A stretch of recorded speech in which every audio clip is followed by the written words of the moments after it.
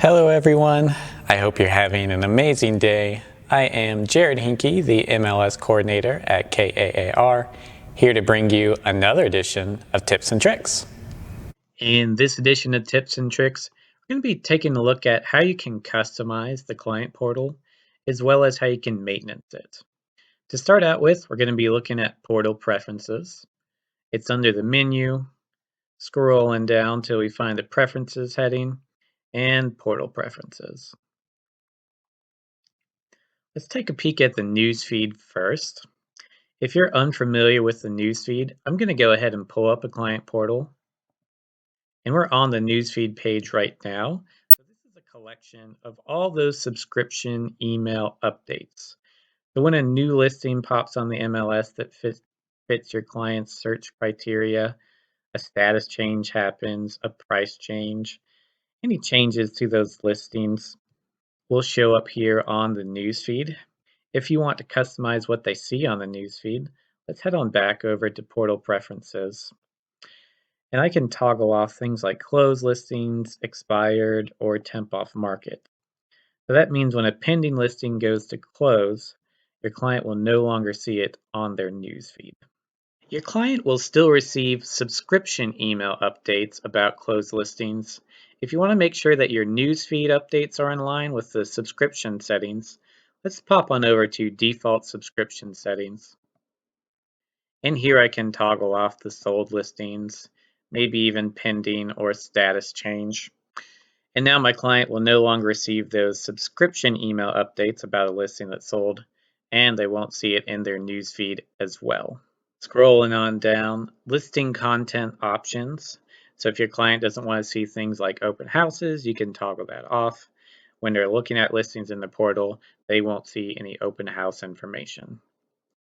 And then finally, we have emailed listing links. So this is something that's better off demonstrated. You have options between show save search, show emailed listings, show newsfeed, and the MLS default, which is show newsfeed. What that means is that when your client receives a subscription email update, like I see here, and they click on View Listing, they're going to get all those listings that come from that subscription email. There's just one in this email. And what this feature does, when they press on the back button, it dictates the next things they're going to see. So they're going to see all the properties within that search that subscription email is coming from. But going back over to Portal Preferences, that's where this is coming from, Show Save Search. So when they clicked on the back button, it's going to show them all those listings from the Save Search that subscription email came from, compared to showing them all the listings that were emailed or showing them their news feed when they hit that back button. When you have everything as you like it, be sure that you hit the Save button for any changes you have made.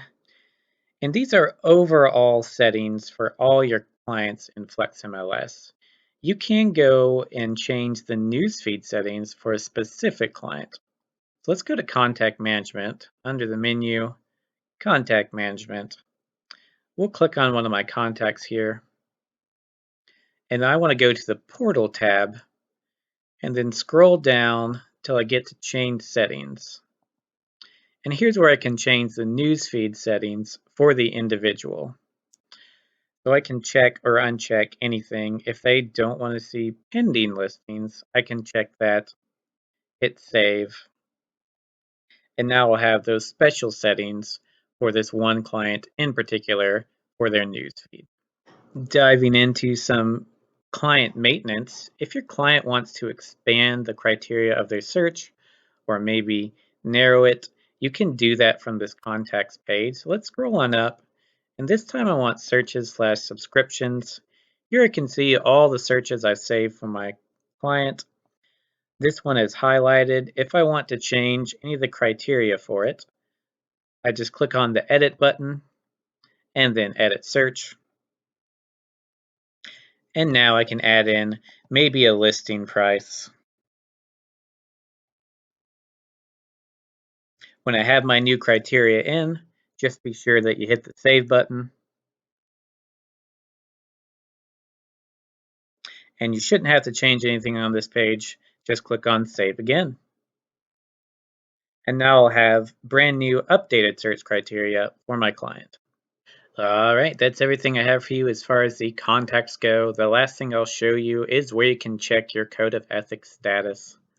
So I'll open up a new tab, and we're heading to nar.realtor, which is the website for the National Association of Realtors. Under Education, and then Code of Ethics Training. If I scroll down, I'll have my option for Check Code of Ethics Status. The deadline is coming up. It is a 3-year cycle that ends in 2021. So you need to have taken a Code of Ethics sometime between 2019 and the end of 2021. That is everything I have for you today. Thank you so much for watching, and keep an eye out for more tips and tricks in the future.